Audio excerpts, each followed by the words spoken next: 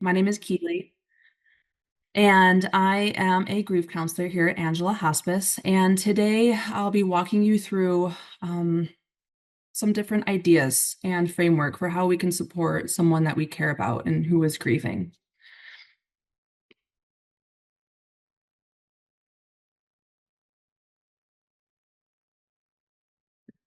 I'm trying to minimize something. So I'm honored to be here with all of you and to share this time as part of the Angela Cares educational speaker series. And I want to honor that grief is a complex and deeply personal journey. And it can be really challenging to know how to best support those that we care about and those that are grieving. And so during this time together, I'll be sharing some insights on how to approach and how to approach these difficult spaces and conversations, um, whether it's just holding space with someone, knowing when to offer space, or just simply being present with them. And so, my goal for this presentation is for all of you to walk away having some practical tools and ideas about how to be with someone who is grieving. And I want to start with, while these guidelines and some of these insights that I'll be sharing are extremely helpful, it also is important to remember that it's not easy helping a griever. It's not an easy task. And so I just want to commend you again for being here and to showing your bravery and courage in extending yourself into this space.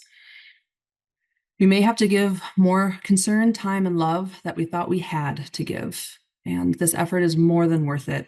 By walking with our griever, we are giving one of life's most precious gifts, ourselves.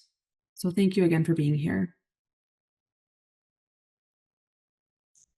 So before we get started into some of the points that I want to bring to you, I want to take a moment and just allow all of us to a check-in, because as we navigate and as we support others in their grief journey, it may also at times bring up our own reminders or echoes of our grief. And so it can be really important to take time both during this presentation and while also supporting someone that we care about to check in with ourselves. And so I have here just a couple check-in points to just be mindful of. So as we go through this presentation, pay gentle attention to what comes up for you as we talk about these different insights and ideas of how to hold space and support someone. Take breaks if you need. As Jen said, this will be recorded, so if you ever need to come back to it, it will be here for you. Breathe deeply and stay present. Allow yourself to acknowledge your emotions and what comes up for you without any judgment. Just allow them to come. Deep breaths and grounding if you start to feel overwhelmed at any time. Again, and take breaks as you need. And try, if we are able to safely access and practice self-compassion throughout. Sometimes too, when we are learning about different ways to support grievers, our brain will do this fun little thing of going backwards and retroactively trying to apply these new ideas and ways of supporting retroactively. And we can sometimes be hard on ourselves when we realize that we may have maybe not have carried or missed the mark before. And so having compassion for ourselves and knowing that as, when we know more, we can support better. And so, as we begin, I'd like us to take a moment to reflect on the profound impact grief has on the human experience. Supporting someone through their grief is not about finding the perfect words or solutions, but rather about being present and offering compassion. It's in our willingness to sit with discomfort and listen that we truly provide comfort. So, let us explore together how we can best offer this support. The quote is from Alan Wolfelt. And I created this presentation based on Wolfelt's 11 tenets of companioning the bereaved. And I like these because from these, we can really start to develop a framework of understanding, and we can adapt it and evolve it to the person that we are supporting. And it can provide nice guideposts and something too that is important as we are supporting anyone, even ourselves, is to use ourselves, our personality, our experiences, our strengths, even our weaknesses sometimes, And so I like to use these tenets and to think about how we can adapt and use them for any situation. And so the first tenet that we'll be discussing is companioning is about being present to another person's pain. It is not about taking away the pain. And this can be really difficult when we see someone that we care about being in pain. And it sometimes is very reflexive for us to want to rush in and to do and to try and place a band-aid, wipe away their tears. And one of the biggest things that we can do for someone in that moment is to just be there with them and be present to them. Sometimes having our pain witnessed can be an extremely validating experience. And so when we are there wanting to support someone, honoring the fact that we may feel that internal pressure or drive to want to take their pain away, and just hold that within yourself and know that that comes from a profound place of love and care. And it may not be the time and we cannot take away their pain. And so knowing it's there and honoring that is very okay. And just staying present with them.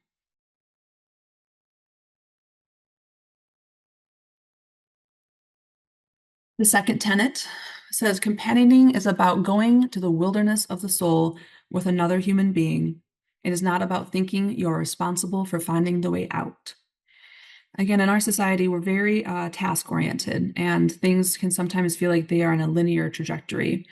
And the thing about grief is that it is a journey that we can stand beside someone, but we cannot lead them. And so it ties in from the first tenet in that we want to oftentimes take someone's pain away. But it is not our responsibility, or we don't even have the right to enter that space, right? To try and fix it for them. We can, again, bear witness.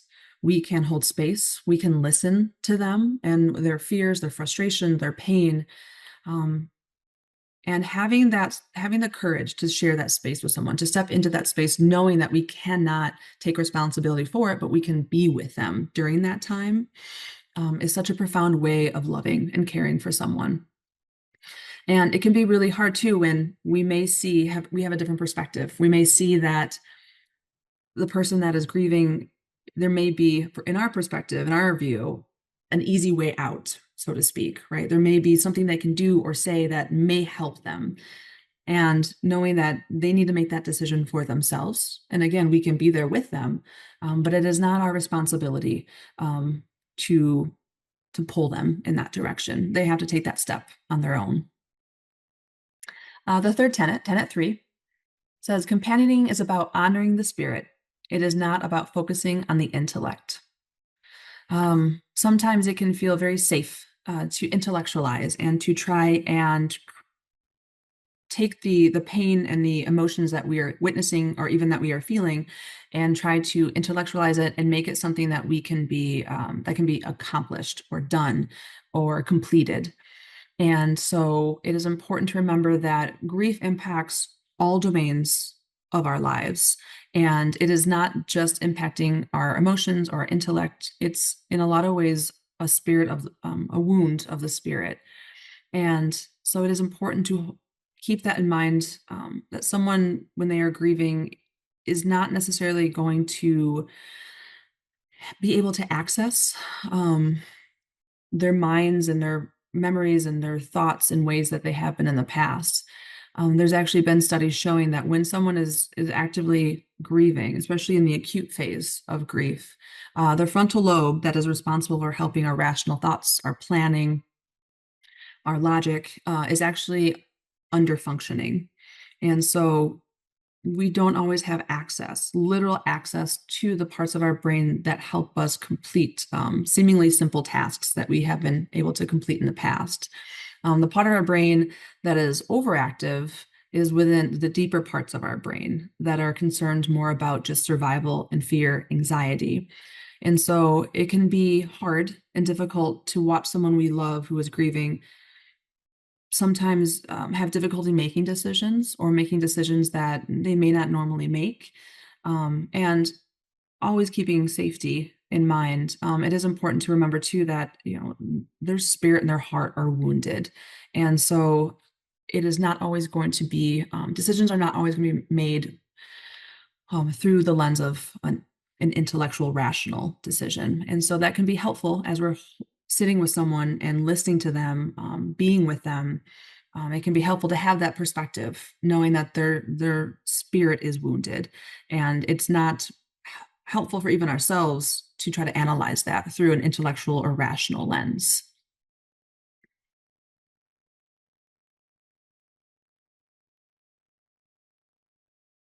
So, similar to the third tenet, it says companioning is about listening with the heart. It is not about analyzing with the head.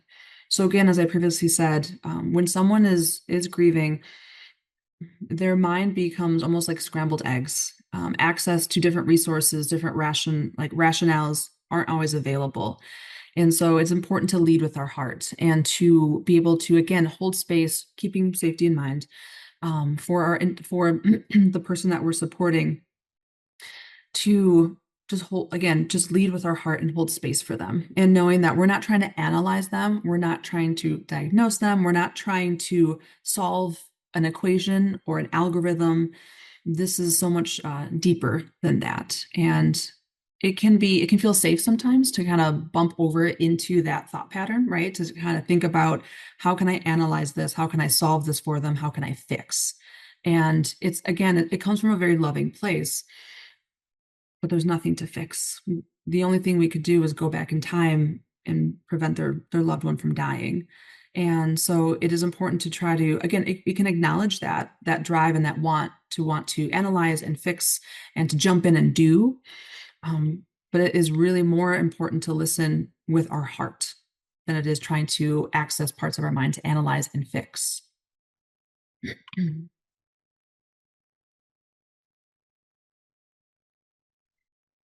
And at five, companioning is about bearing witness to the struggles of others. It is not about judging or directing these struggles. Again, talking about how we may at times want to direct our loved ones who are grieving to make certain decisions, or to do things for them that will direct them in a direction that we may feel is beneficial to them. And again, so one of the most important things for us to remember is that being witness in our pain, allowing someone to just sit in our sadness with us and know that we're not alone, right? What we're experiencing inside is ours, and no one can know how that feels.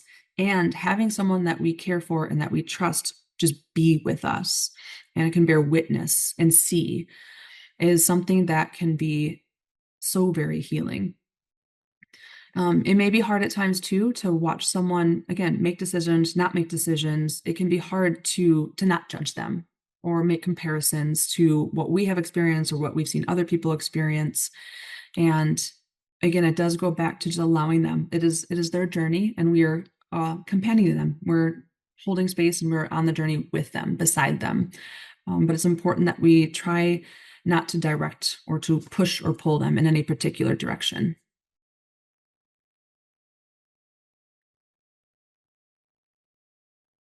So, perfect segue into tenet six. So, companioning is about walking alongside, it is not about leading. And again, too, the leading can come from a place of deep, profound care and love. And again, it can tie back into wanting to fix, to try to wipe away that pain, to try to distract them, to try and help them see the silver lining or see the positive in the situation. When in reality, they're not required to see the positive. They're not required to do anything other than what they need in that moment. And so this is also important and can also feel,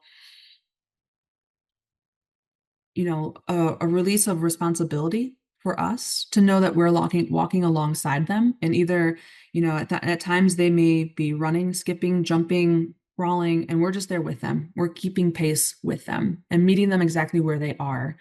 And so, and if we ever find ourselves, making decisions or trying to jump in and do anything to guide them, to lead them, to make them make decisions that we think they should make, we can always fall back next to them. It is never too late, right, to kind of take stock and to get a lay of the land, say, I kind of see that I was trying to get them to do something that maybe they weren't ready to do. And it comes from a good place. And I'm going to take a step back right next to them.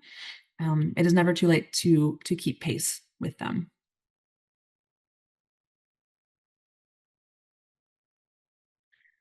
Tenet 7. Companioning is about discovering the gifts of sacred silence. It does not mean filling up every moment with words. And this is a really important one because so very often we want to, like the previous tenants were sharing and discussing about wiping away their pain, about directing, leading, helping.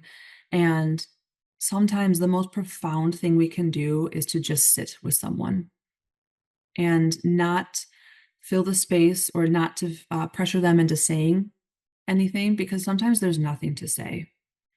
There's nothing to say when someone that we love is in this profound space of pain. We sit with them. And sometimes too, the words that we hear, both as someone who has grieved, is grieving, even we have said this to someone who is grieving because we were hoping to help. We're hoping to show them that there is a silver lining. And so saying things like everything happens for a reason. They're in a better place. You'll find love again. Any statement that starts with at least is usually, I'll say 99.999% not a good way to start a statement to a griever. You just need to move on. Those statements, again, may come from a place of love, and they may also come from a place of discomfort within ourselves too. Oftentimes, we can meet people as deeply as we've met our own grief. And so it's important, again, to check in with ourselves and to be aware of what we are bringing into a situation. And so, again, some of these phrases are said with the most kind-hearted intentions, and it doesn't help the griever in those moments because they may eventually come to that conclusion.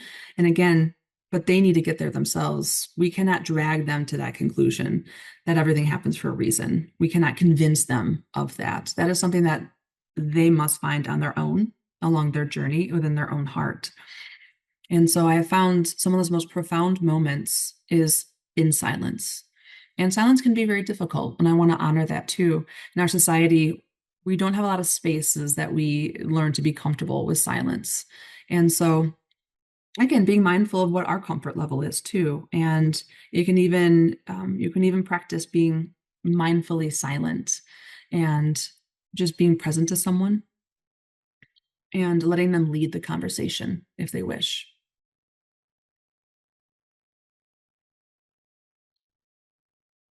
And 8. Companioning is about being still. It is not about frantic movement forward.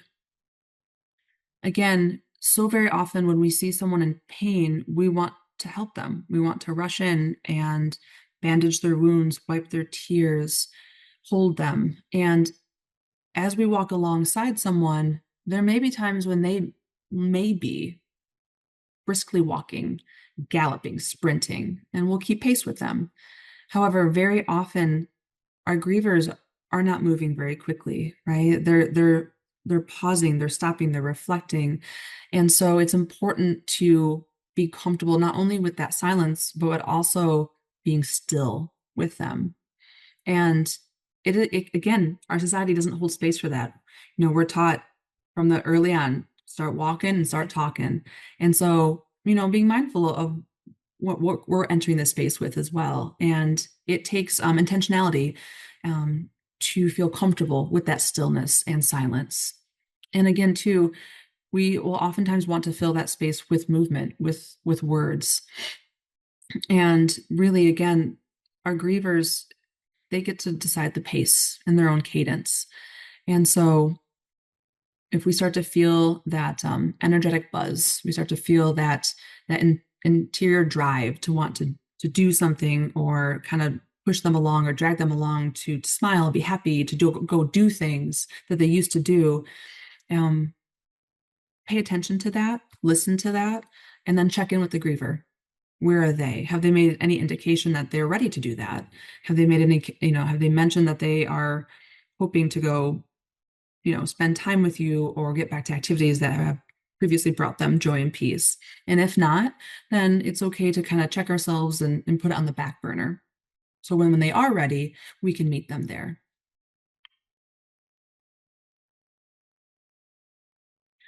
The ninth tenet, companioning is about respecting disorder and confusion. It is not about imposing order and logic. So similar to the other tenet about analyzing, grief is messy. It is messy. It is nothing but gray zones. It's dips and dives and roller coasters, and it's confusing and heartbreaking. And again, it can be a very natural reflexive action to try to impose this rationales and logic, and we want to order it, right? We see chaotic mess and we want to put it in order. And again, that's not ours to put in order. That is our griever to put in order. And so we are beside them as they start to put the pieces back together. And it can be, again, very difficult to see someone that we care about with this puzzle. So for example, in front of them, and we can see the border pieces. We can see how pieces fit together. At least we think we do, right? Because we're looking through our own eyes, but we don't know what it looks like through their eyes. And so even if we do try to put the puzzle together for them, it may not be like what they're seeing. It may not fit for them.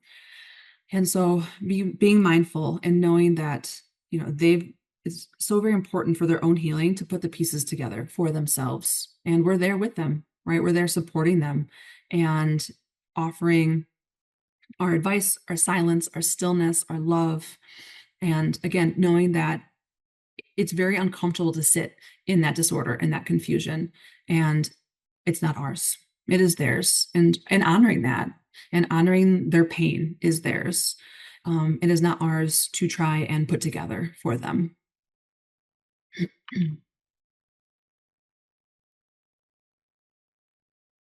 Tenet 10, companioning is about learning from others. It is not about teaching them. I think, again, sometimes we want to beautifully use our lived experiences to help provide insight and hope for those that are grieving. And the thing is, though, that all of our grief is so unique. And as we share space and sit with our griever, we actually have no idea what they're feeling inside. Our grief is within all of us, and it's as unique as a fingerprint.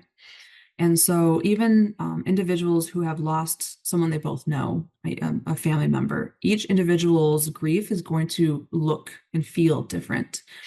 And so we learn from our grievers. We learn to hear their needs, to hear what they are needing from us, to hear what they're learning about themselves, about their loved one, about what their coping strategies.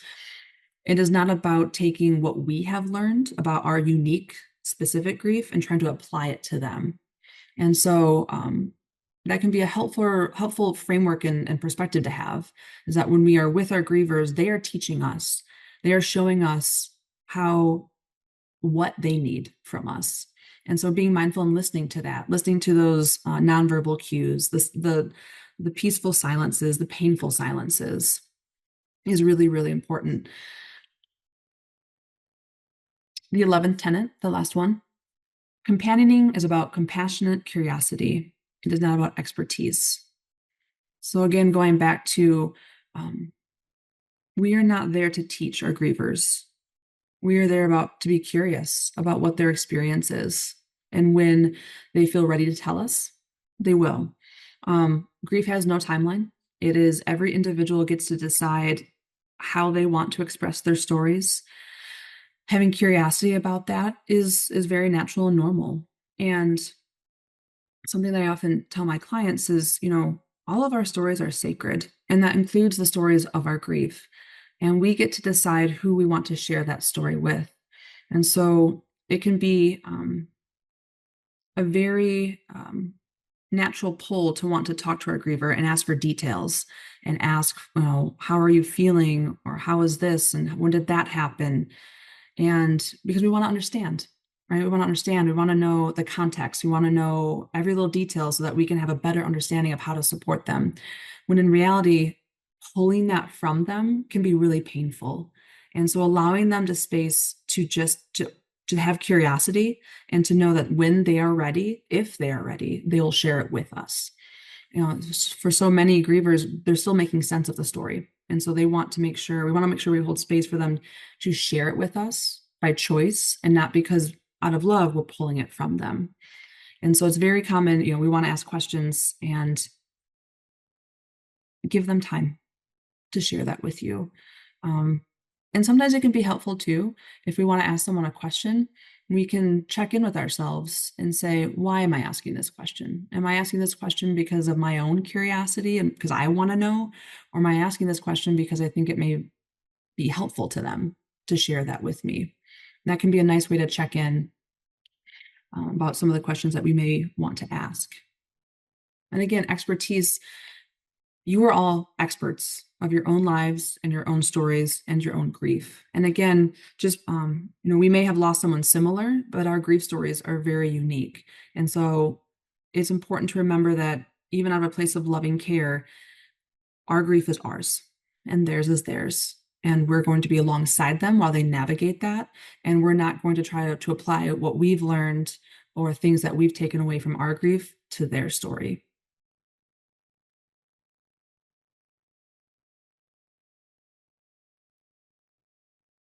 So I did find this amazing video. So Megan Devine is a phenomenal grief activist and grief counselor. And so I want to share this video with you. It's a little animated video that I think really does a wonderful job of visualizing and kind of encapsulating in a short, I think it's like 3 minutes, all the different tenets we kind of talked about and some other ones that she brings up.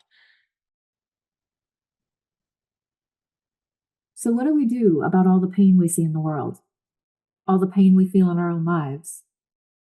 And why does it seem like our best efforts to help somebody feel better always backfire? I've been studying intense grief and loss, baby death, violent crimes, accidents, suicides, and natural disasters. And I've learned something really interesting. Cheering people up, telling them to be strong and persevere, helping them move on, it doesn't actually work. It's kind of a puzzle. It seems counterintuitive, but the way to help someone feel better is to let them be in pain. This is true for those giant losses and the ordinary everyday ones. Educator Parker Palmer writes, "The human soul doesn't want to be advised or fixed or saved. It simply wants to be witnessed exactly as it is." He's talking about acknowledgement here. Acknowledgement is this really amazing multi-tool. It makes things better even when they can't be made right. For example, somebody's struggling. Their baby died, or there's been a bad accident, or their mom got sick, and they're just sad. It's way more helpful to join them in their pain than it is to cheer them up. But here's what we tend to do instead. You have two other children, you need to find joy in them. Or, you know what you need? You just need to go out dancing and shake it off. Or, I felt really sad once. Did you try acupuncture? We're not really sure what to do with someone's pain, so we do what we've been taught. We look on the bright side. We try to make people feel better. We give them advice. It's not like this is nefarious. I mean, we try to cheer people up because we think that's our job. We're not supposed to let people stay sad. The problem is, you can't heal somebody's pain by trying to take it away from them. Now, acknowledgement does something different. When a giant hole opens up in someone's life, it's actually much more supportive to acknowledge that hole and let pain exist. It's actually a radical act to let things hurt. It goes against what we've been taught. In order to really support you, I have to acknowledge that things really are as bad as they feel to you. If I try to cheer you up, you end up defending yourself and your feelings. If I give you advice, you feel misunderstood instead of supported. And I don't get what I want either because I wanted you to feel better. It's pretty rare that you could actually talk somebody out of their pain. Rarely does the admonishment to look on the bright side actually heal things for someone. It just makes them stop telling you about their pain. It's so tempting to try to make things better. When somebody shares something painful, it's much more helpful to say, "I'm sorry that's happening. Do you want to tell me about it? To be able to say, this hurts, without being talked out of it, that's what helps. Being heard helps. It seems too simple to be of use, but acknowledgement can be the best medicine we have. It makes things better, even when they can't be made right.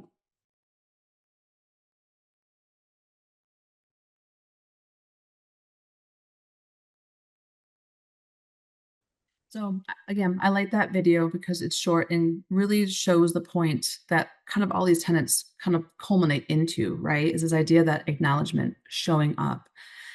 And so we kind of come up with the most important things to remember when we want to support someone who's grieving. Show up and keep showing up in whatever way that they need us to be. Silent, um, with food, with cards, flowers, and not necessarily looking for anything in return, right? Just consistently letting them know that we are there in any capacity and that we don't need anything in return. Sending text messages, leaving voicemails saying, you don't need to return this. You don't need to say anything, but just know that I'm thinking of you.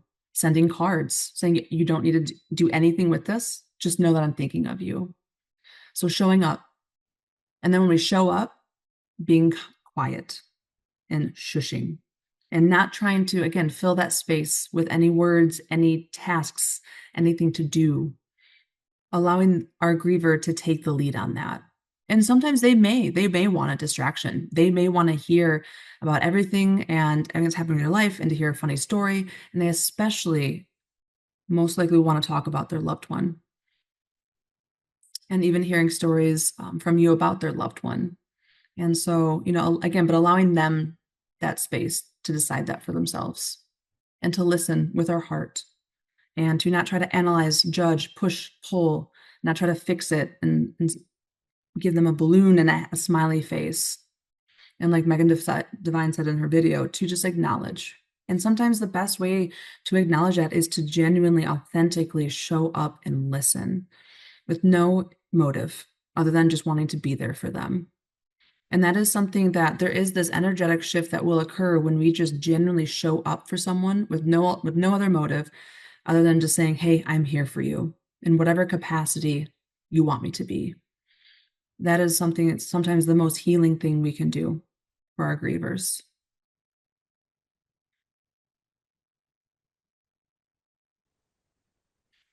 And so before we get to questions, I also want to point out too that a lot of these frameworks be really helpful for ourselves when we are grieving. It can be a really helpful framework to say, this is the things that I would want to show up for, people I would want to show up for me, right? This is some of these ways are what I would need in these moments. And so it both can be really helpful for understanding what we can do for our grievers. And it can also be really helpful to get an idea of what we may need when we need support too. And so I always like to, use this as an opportunity to, again, to learn, right? To have curiosity. What does it mean to show up for my person who's grieving? And how can I also keep that in mind when I am grieving and in need of support? And so I do want to, with the time we have left, I want to make sure I hold space for any questions or comments.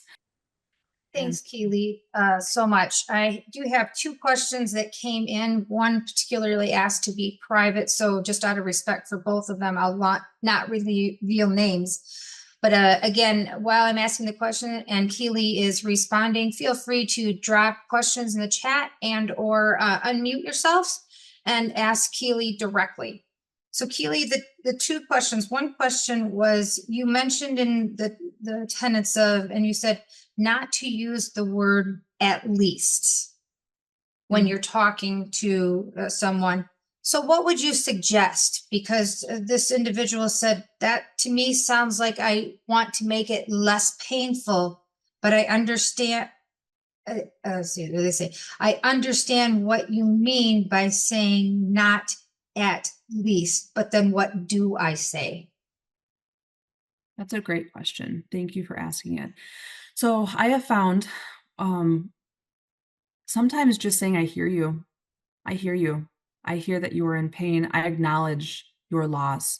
Allowing, again, it can be very reflexive to say, well, at least it was XYZ, whatever it is. Because again, we're trying to frame it and trying to minimize, right?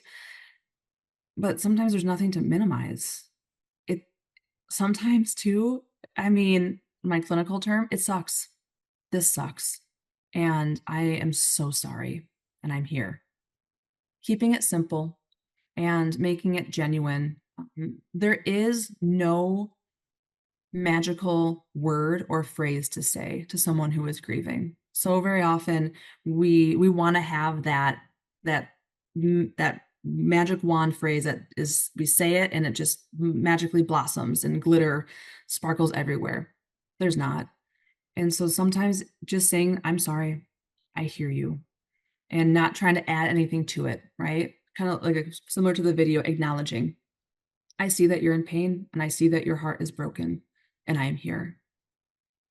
That would be my suggestion. And again, depending on your relationship to the person, right? Again, these are all very adaptable to your relationship with that griever. Um, so yeah, I often try to keep it very short, acknowledging what they shared and also just letting them know that I hear them. I hear you. That would be something that I would suggest, some derivative of that. So I hope that answers your question. And if not, please let me know. I can expand on it further for you. Terrific. Couple more came in while you were chatting. One said that all I want to do is jump in and help. That's me and my nature. But how can I simply help someone? Very simply is what this individual wanted to know. And they said that in large caps. So, very simply, how do I help someone that I just want to jump in? Thank you for that question. Yeah, and I think again, it's beautiful that we want to help, right? It's beautiful that we want to jump in and do something. And so again, depending on the relationship, depending on the needs that you see, if there sometimes it can be helpful to jump in and collect someone's mail. You see that their mail's going up, mowing their lawn, right? If you're able to see things that they typically would do or things that are going, sometimes it can be helpful. Drop off food, and have it in your calendar to regularly do that, right? So you know that they're probably not cooking for themselves or they're very busy and don't have time to cook, drop off food. And again, not even necessarily like lingering to talk, but just letting them know, hey, I dropped off a casserole for you. Hey, or just taking their mail and putting it inside, mowing their lawn. Being able to again take into account your relationship, you're with them, you can do simple things that can help them without putting the burden on them to tell you. Because very often what will happen is that we want to jump in and help. And so we say, what can I do? And again, they have no idea. They have never done this before. And so we can just do things again, but doing things that doesn't require any action on our griever's part, right? So again, even setting up a meal train, setting up a time to let them know that you're thinking of them fairly regularly. There are things that we can do that we don't necessarily need to ask them, and but we don't want to put the onus on them to come up with things that they need help with. Because again, when we're grieving, our frontal lobe is offline, and so when someone asks you, "What do you need?" Everything and nothing. We cannot generate that. And so jumping in and again, doing simple tasks that you just do without asking, without crossing any boundaries, right? Being mindful and again, mindful of your relationship and what they may need. And you may know it. You may know things that they would want done that they're not able to do. So you can go ahead and do that. Walking their dog, that can be helpful. Driving their kids to school and packing their kids' lunches and just leaving on the front stoop, right? Small little things that you can just do on a regular basis to help support them, that they don't necessarily have to come up on their own. And so that can be a really wonderful way to actually be able to do something that doesn't require them to come up with it. Would be my suggestion for that. Terrific. Last question that's come in directly. They would, and again, feel free to unmute yourself or drop in the chat. Is how do we apologize if we have made mistakes with grievers in the past? Mhm. Good question. It depends. It depends. It depends on your relationship.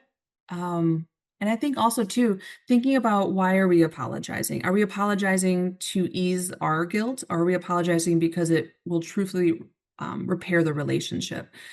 Um, Depending on your relationship with the person, you can even say like, hey, if it feels appropriate and you have that kind of relationship and you want to circle back and say, hey, when you lost your loved one and I did XYZ, or I said X, I said this, I didn't say that, and I'm sorry. And I just want you to know that um, I've been thinking about it and I want to acknowledge that is absolutely okay. Again, it depends on your relationship and the circumstances. There are some we have to always be mindful of why we're apologizing, right? Because we don't want to, again, put the onus on the griever to do any more emotional labor for us. And so if it's appropriate, you can absolutely circle back and say, "Hey, I didn't know. And now I know. And so now since I know better, I'm going to do better. And I want to acknowledge and just let you know that I'm going to do better in the future." Um, so yeah, just being mindful and just being curious about why we're apologizing. Because again, if enough time has passed, or if you're no longer in a relationship with that person, it may just be the kinder thing to let it go and just know moving forward that you may do things differently. May be a wonderful way um, to, I guess, to do better after, when we know better. And to be mindful, we don't know these things. No one teaches us. It's not modeled to us how to support grievers. And so to also have compassion for ourselves. We mean so well, and when we lead with our heart and good intentions, we will still make mistakes, and that is okay. But to have compassion for yourselves too. Um, and so yeah, that would be where I'd kind of start with that. Terrific. Thanks so much, Keely. Yeah. Those are all the questions that have come in. However, I know we have guests still on with us. So if you have a question, you feel comfortable, feel free to unmute yourself and ask Keely directly. We'll keep the lines open here for a few more minutes. Are there any questions?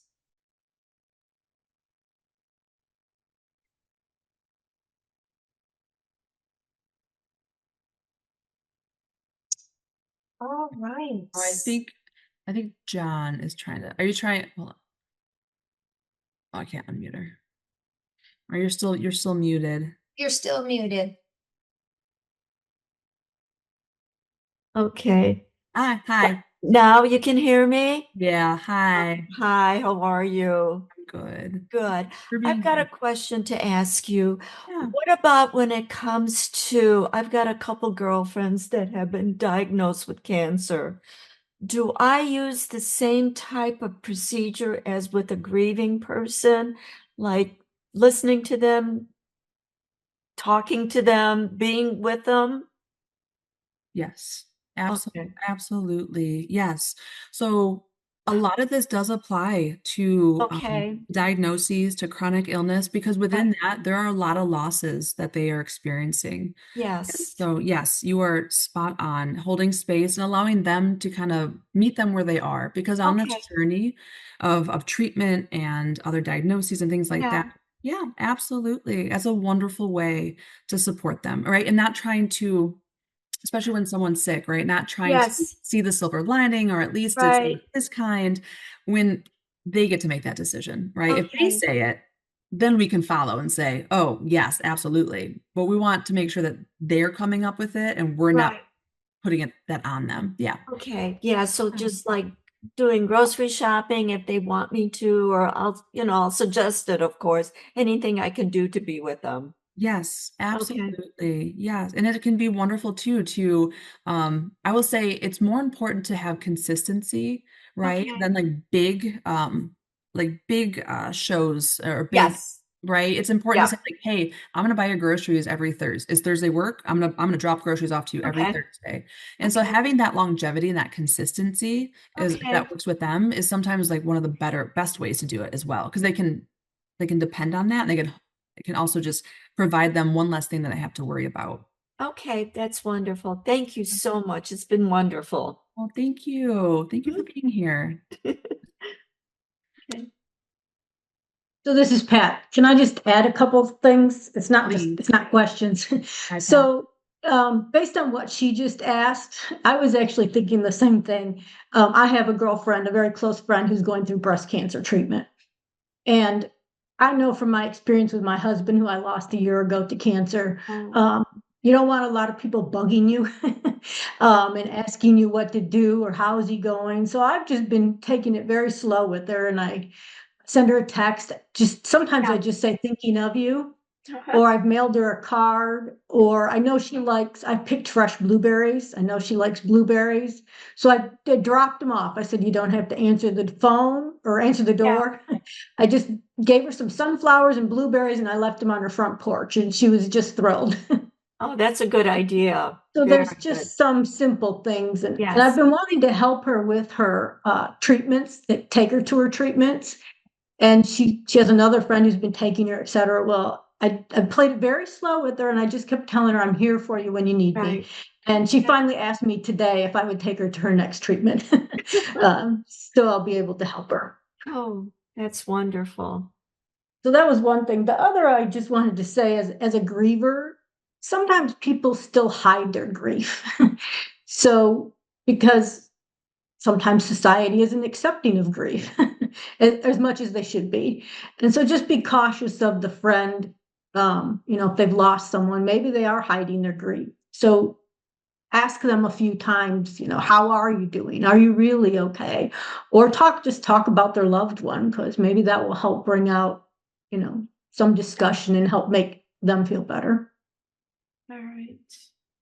That's all I had. That's amazing. Thank you, Pat. Thank you. Thank you for that and sharing. All right. Well, I want to again thank you for joining us, and Keely for providing a wonderful presentation with insights and simple but easy steps that we can do to help someone along the way, and sometimes even help ourselves as we go through grieving processes. So thank you so much for your time and your expertise. Again, this program has been recorded. It will be available in the next couple days via our website, as well as all previous Angela Cares programs are on our website and archived for you to view and share and watch over and over again if you just need a little pick-me-up or a reminder of some tips from the trades.